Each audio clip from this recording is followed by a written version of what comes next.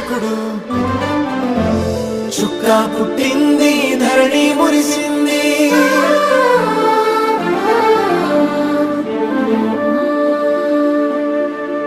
చుక్క పుట్టింది, ధరణి మురిసింది.